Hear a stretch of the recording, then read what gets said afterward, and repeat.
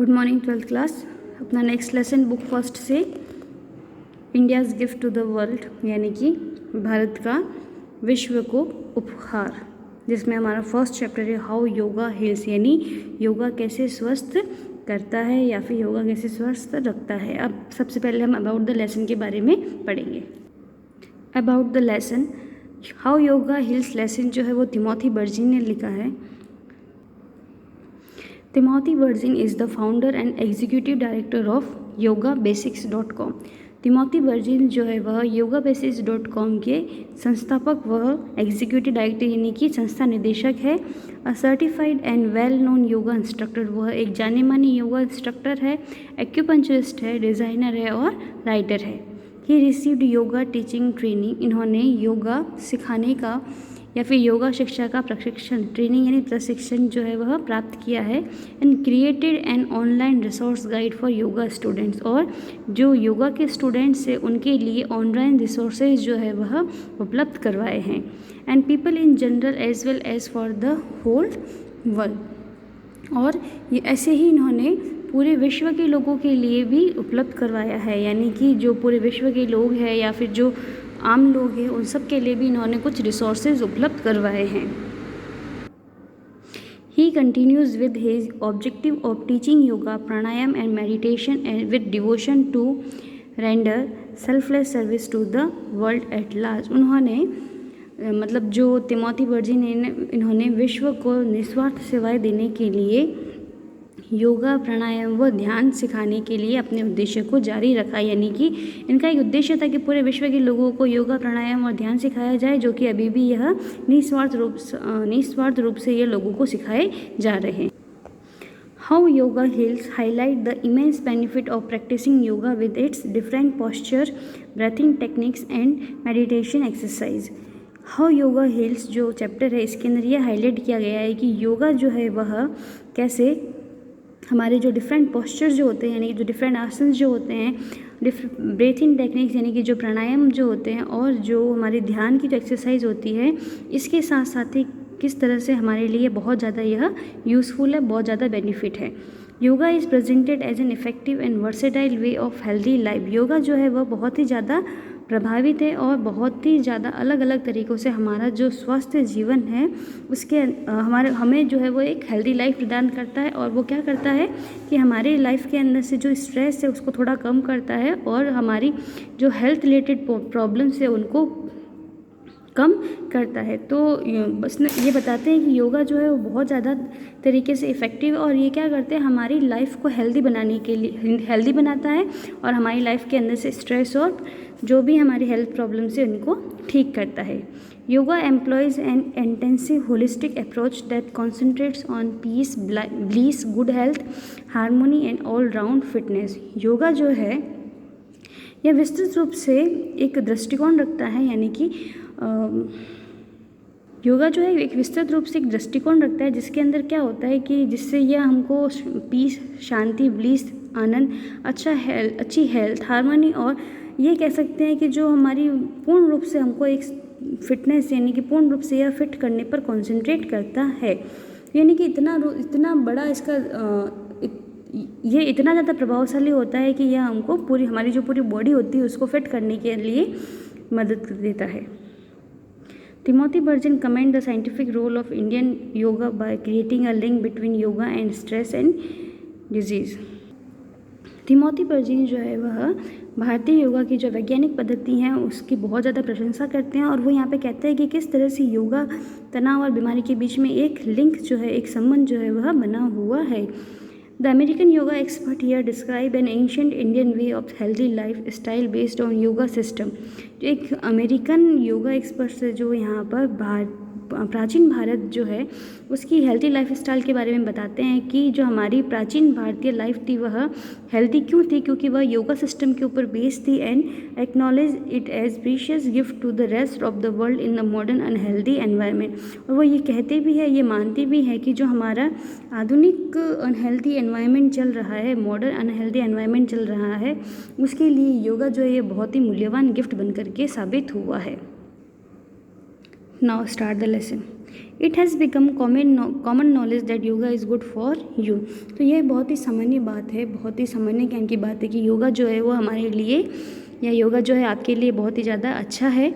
Currently yoga is being used as a therapy for cancer. Currently जो है योगा वह एक थेरेपी के लिए, कैंसर के इलाज में एक थेरेपी के रूप में यूज़ किया जा रहा है। इनफर्टिलिटी का मतलब होता है बांझपन। Lung disease, multiple sclerosis, Parkinson disease, insomnia, high blood pressure and joint pain. तो जो योगा है वो कौन कौन सी डिजीज़ के अंदर थेरेपी का काम करता है? एक तो कैंसर, दूसरा इनफर्टिलिटी यानी बांझपन। लंग डिजीज़ का मतलब होता है जो फेफड़े से संबंधित बीमारी होती है वह। मल्टीपल स्क्लेरोसिस, इसका मीन होता है कि इसके अंदर पेशेंट जो होता है वह किसी चीज़ को टच करने का या मूवमेंट करने का या किसी चीज़ के ऊपर कोई भी जो कंट्रोल जो होता है, अपना कंट्रोल जो होता है वो खो देता है। पार्किंसन डिजीज़ के अंदर व्यक्ति के जो हाथ पैर है वह कमज़ोर हो जाते हैं और उनके अंदर वाइब्रेशन होने लगता है, यानी कि वो कंपन करने लगते हैं। इंसोम्निया यानी अनिद्रा की बीमारी। हाई ब्लड प्रेशर, उच्च रक्तचाप एंड जॉइंट पेन। इन सभी बीमारियों के अंदर योगा जो है वह एक थेरेपी के रूप में यूज़ किया जा रहा है। Yet there is a very little awareness and understanding on exactly how yoga heals, even in the yoga and medical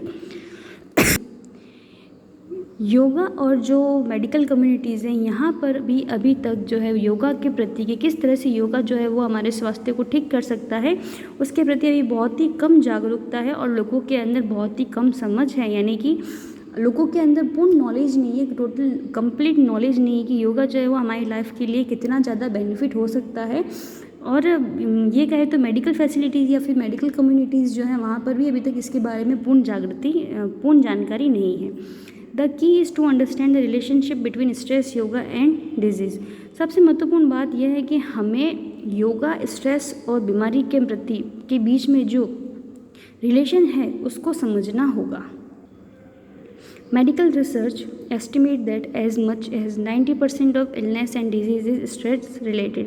medical research ने एक अनुमान लगाया है कि लगभग 90% बीमारियां जो होती है 90% बीमारियां जो होती है वह स्ट्रेस से रिलेटेड होती है, यानी कि तनाव के कारण होती है।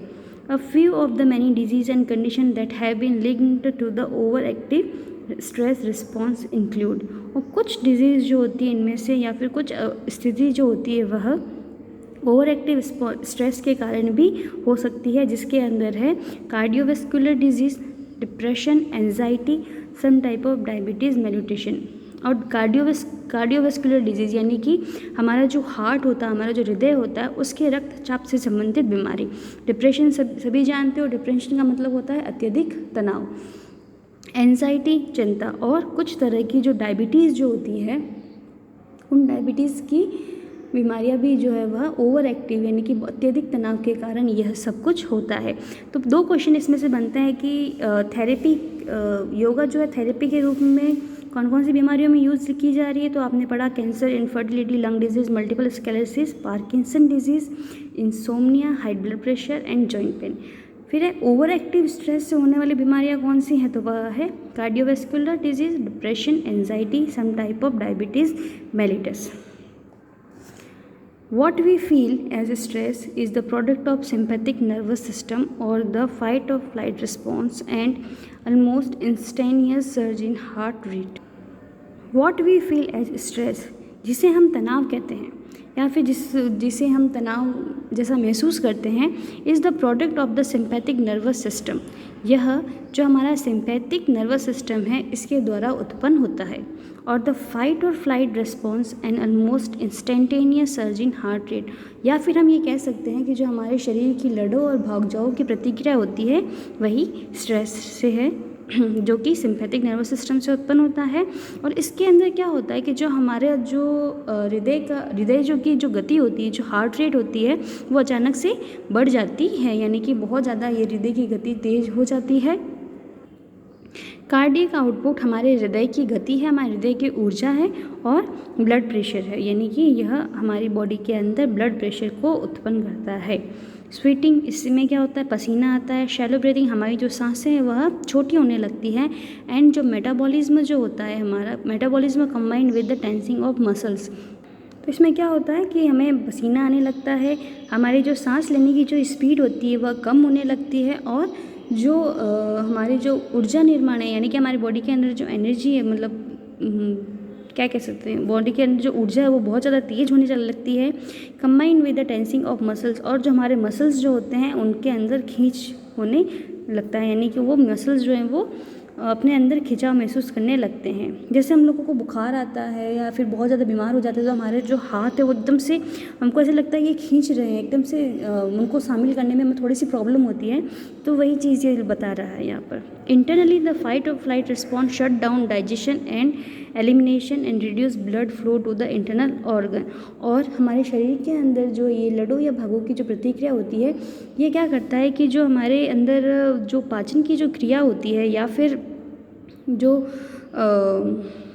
एलिमिनेशन यानी जो मल निष्कासन होता है उसकी जो प्रक्रिया होती है उसको कम कर देता है या फिर उसको बंद कर देता है, और हमारे बॉडी के अंदर के जो पार्ट्स होते हैं वहाँ पर ब्लड का जो फ्लो होता है यानी रक्त संचार जो होता है उसको भी कम कर देता है। Short term this stress reaction is good. अगर हम बात करें कि शॉर्ट टर्म यानी कि छोटे समय के लिए अगर इस तरह का स्ट्रेस है तब तो अच्छी बात है। The fight or flight response prepare us to respond to any environment threat by fighting against it or fleeing from it. क्योंकि ये जो फाइट और फ्लाइट रिस्पॉन्स होता है यानी कि जो लड़ो या भागो की जो प्रतिक्रिया होती है वो हमें प्रिपेयर करती है कि किस तरह से हमें अगर इस तरह का कुछ हो जाता है हमारी बॉडी के अंदर तो या तो उसके खिलाफ लड़ना है हमें या फिर उसके खिलाफ हमें भाग जाना है। But long term continuous exposure to stress is harmful. लेकिन अगर हमारी बॉडी के अंदर लंबे समय तक स्ट्रेस रहता है तो वो हमारे लिए बहुत ज़्यादा हार्मफुल है। Placing excess wear and tear on the body system, और वो क्या करता है हमारी बॉडी के अंदर कुछ अंदर ही अंदर तोड़ फोड़ को कर देता है। And severally limiting the bodies natural maintenance and healing abilities, और हमारी बॉडी की जो स्वयं को मेंटेन करने की, स्वयं को ठीक करने की जो एबिलिटी होती है उसको भी ख़त्म कर देता है। तो जनरल एग्जांपल के अंदर अगर हम समझें तो कि अगर हमारी बॉडी के अंदर अगर हमको बुखार आ रहा है तो बुखार छोटे समय के लिए आ रहा है, यानी कि अगर हमको बुखार एक दिन के लिए आ रहा है तब तो ठीक है, कोई बात नहीं, हम प्रिपेयर हो जाते हैं कि हाँ दवाई लेंगे ठीक हो जाएंगे, या फिर चलो कुछ नहीं थोड़ी देर के लिए बुखार है ठीक हो जाए। लेकिन अगर वो बुखार हमें 6-7 दिन तक रहता है तो क्या होगा, उस बुखार से हमको थोड़ी सी वीकनेस आ जाएगी, हम लोगों जो है बिस्तर से उठ नहीं पाएंगे। तो ये सब जो है